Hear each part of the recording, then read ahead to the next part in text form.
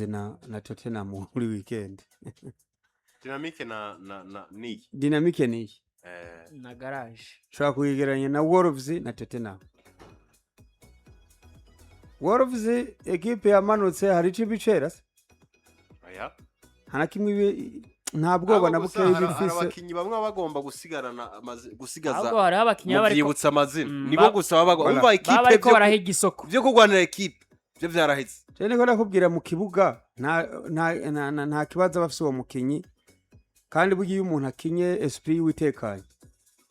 Abariho probability nini yo gukina neza. Jere mbona ari match 1. Ma equipe yo ngaha mu Burundi nabonye buri mwe yonanize yindi. Bivanye n'ivyo akinira, bivanye na approche, na system doje yakoresheje. Ariko still je mbona equipe twigaze kuyita Kagawa. Mari match idatsindwa kandi. Ndavuga equipe ya Jamari Ismail Ndwana. Yari Ifise na Jamari. Nasibuso Ifise? Wapi? Arewe. Yatandukanye nayo guhera kuri gwa rukino. Batsinda ibitsindo rero kino burya ya match basinda na Vitaro burya nta nubwo ari hayaraje. Kuva kuri rya match zijya batsinzwe n'indwi zijya batsinzwe bine zijya zose ni yarari yamaze. Ntabwo akirira muri ya. Shaka tuvyorere rero yatsinze. Dynamique. Dynamique iratsinze. Sinda Garage Express ariko twabonye wanashima iyo finance kwa Garage Express ushaka gutsinda.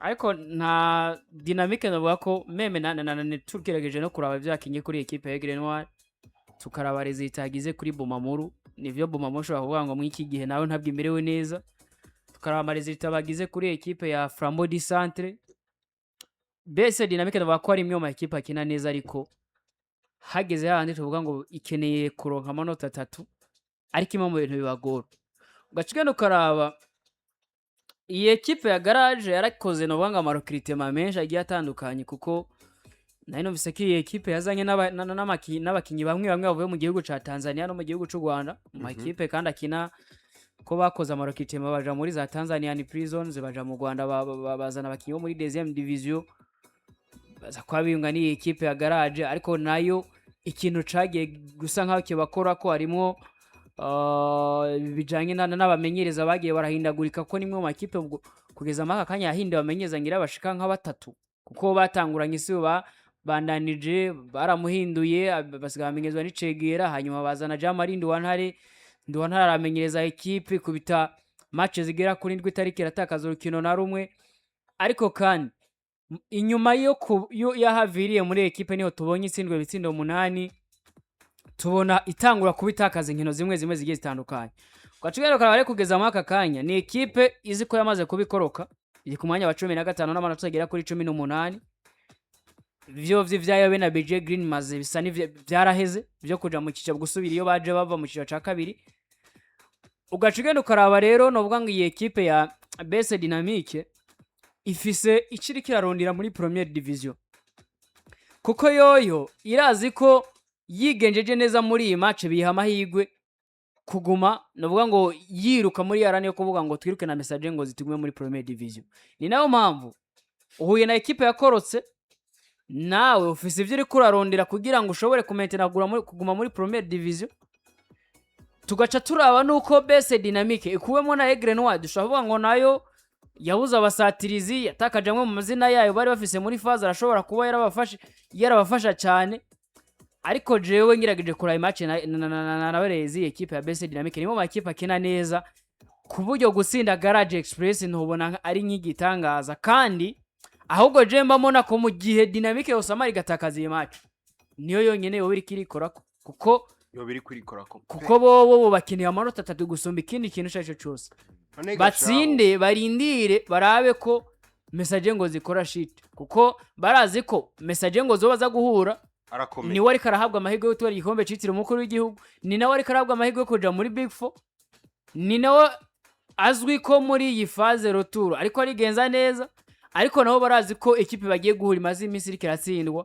ariko kandi ino equipe yasinzwe ibisindo bigira kuri 8 je mamura rero match ya Base Dynamique Garage ni match base dynamic igomba kugenda irisire kandi ni match jembo mura kuyisinda ko byoroshe bishoboka cyane. Batsinda equipe yitwa Muzinga 3-0 imbere yuko baje gukira izi match za Aigle Noir 3 zikurikirana. Yego umuntu umwe muri Muzinga niwe yavuze ati burya twarakinye dynamic man irakina bar cyumvira uti biriko bigenda gute aho bazanye bati none tukovyagiriza umunyezamu ko akora dusindisha ko vyagiriza naka ariko ukavuga bati uravye neza iyi equipe yaturushije mwa abantu miratwoma gwereka twemera kwirakina no kuvuga dynamic se equipe iza kugukina ngo yizera ibindi bintu iraza yizeye ko itaga inguvu zayo hanyuma igutsinde. Imbere ya Aigle Noir mu matches 3 n'umugwi umwe muri Miki boshobora kwizera ko imbere ya Aigle Noir woshobora gutsinda muri matches 3 zikurikirana kandi ubwo bushobozi ukabwerekana bakagenda bagifise ya ubwo bushobozi ukanabwerekana mu kibuga mu minota nka 186 ya nyuma ya mbere y'urukino bikaza kwanka gusa muri cakiringo wamaze gutangura kurushwa. Muri no minsi birasa naho dynamique bivanye n'abakinyi bafise squad itari nini cyane nubwo bafise ama element ashobora gutanga uwo musaruro minota itari mike y'urukino. Aba ba Salim mwe mu bakinyi beza b'iyi equipe kuri iyi match ya batsinze wa muri yaramaze kugira mu bitsindo ndwi muri championnat. Aba ba Sudinze Imana n'abandi bagiye batandukanye bari muri iyi equipe vraiment bashako capitaine Mura agashakuri aba ba Mura Musa ya n'abakinyi benshi iyo uravye experience barayifise. Ubusudi yahetse equipe ya Tel Aviv ari kumwe n'aba banyabri ariko karaba hagati mu kibuga no mukinyi na duga na ballon bigakundo gasanga banganije na equipe ya Messager ngo zindibuka match banganije kime ku kindi. Sudinze Imana ukabona niwe pwe guse hari nubwo bitagenze neza mu rugendo rwe kuja muri Musonga tukaraba bano bamura iyo bagiye baraca n'abandi bagiye batandukanye babamusa. Ni equipe vanze experience n'ubuto bw'abakinyi bandi bashashe bagiye barinjiramo kandi yamaze gutorana umurindi w'uko bakina. Rero uno mugwi kugira ngo ushobore gukina nawo utsinde iyo waje uri determine neza witeguye gutanga byose ufise mu kibuga biragusaba kuba ushobora kuramiriza n'imiburiburi iminota 80 cyangwa 90 mu rukino. Bafise 11 n'abasubirizi bake ariko bivanye n'ubuke bw'abasubirizi bafise. Iyo ushobora gutena mu minota 80 y'urukino birakunda ko equipe ya Burundi Sport Dynamique ushobora kwinaniza. Muri kano kanya bagiye gukina na Garage Express. None Garage ubwo bushobozi bafise bwo gutsinda wanashima haje equipe ntono kwita ninde uretse Beje. Nizi nyene reka mvuge ntaco niza Dynamique. Beje na Garage wivuga. Nyene Garage umva Garage irimo. Ko nawe yabaye nto yakorotse. Ya equipe none Garage botsinda. Canke berekana ubushobozi bwo gutsinda iyo bakinye nayo ninde. Ko tumaze kubona uretse yabo muri giye gukina nabo abakinyi badakwiye. Umunyeza amakina kwicenda ibintu bitameze neza ariko bakayikuramo bakayitsinda. Ntitwabonye batsindwa na Flambo batsinzwe 5-1 na Ngozi City batsinzwe 4-0 na Interstar. Izi ni matches zikurikirana hasi ndiko ndasimba. Batsinzwe 8 na Vitaro inyuma yuko umumenyereza agiye.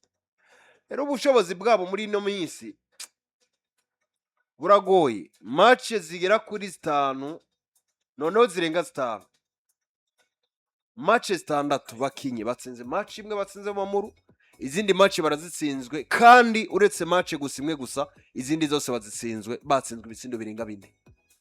Rero kuza gukina nabo hanyuma kandi ugacugira amahirwe akaba ari bubakira numva ari ibintu biha amahigwe 80% kuri Burundi Sport Dynamique yo gutsinda urukino mu gihe batoza bahinduye match kuko ama equipe menshi kinumaze kubona umunsi uraba ngo zisiti kinye match uyu munsi ugasanga ikinyejo si ikinyo no munsi ukaraba Dynamique uko bakinye no munsi nubwo badahindagurika cyane ariko siko bakina nejo mu gihe boze badetermine amahigwe bari afise mu bice vyinshi kwijana yo gutsinda equipe ya Garage. Simboni nguvu Garage bafise zo kunaniza equipe. Bese Dynamique ni bazako iki kintu cyuko akenshi usanga bakinisha abakinyi bagomba kuba bavuye nko mu madivision atandukanye twazem division babana nivyo muri phase ruturo twabonye ko bongeyemwe mu mazina novuga ko yabafashe ariko arabafasha kugeza mu aka kanya ukaba baswayize binjiyemo muri phase retour abamusa binjiyemo muri phase haramwe mu mazina binjijemo muri phase retour kandi ariko arabafasha jemamo ko ikintu ca novuga ngo bakoze nk'ikosa canke kiriko kiratuma no kugeza amakanya bariko barasufra ekipe y'ubya base dynamique match 8 za mbere za Primus League y'umwaka zari mbica bazitakaje zose barazitsinzwe batakaje match 8 za mbere zose ni nayo mpamvu kugeza amaka kanya bisanze bagomba kuba bahatana kandi ico gihe batsinzwe ibitsindo byinshi kuko journée ya mbere batsinzwe na Kanzana ati bibiri journée ya kabiri batsinzwe ni garage nyene irikira ya Korosi batsindwa bibiri na garage match ya gatatu batsinzwe na Igirana ibitsindo bigera kuri 7 kuri kimwe bivuze ngo izi match zose 8 bakinye batsindwa na Muzinga Bumamuru batsindwa na Ngozi City batsindwa na Flambeau du Centre batsindwa na Interstar bagiye kubona inota rimwe kuri journée ya 9 niho ahantu novuga ko ye base dynamique sinzi ko ari kwinjira muri champion utevye sinzi nico kintu conyene gishobora kuba carabakoze ko no kugeza amaka kanya sinibaza ko yaba barabonye amanota nka 3 canka ne muri izi match 8 baba bariko baragwana ibibanza byo kudakoroka bivuze ngo nabo nyene iki kintu cuko peut-être abakinyi bataba baramenyera champion n'ibiki ni kimwe bintu jemba mura ko bakora ko sino gutsinda garage n'ibintu yarabatsinze n'ivyo muri match ari ibitsindo 2 kubusa ariko gutsinda garage jemba mura byoroshe.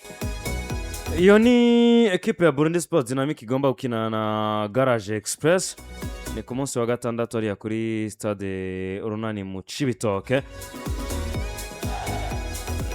Twahereye kuri aya ma ekipe yose agomba kuzokina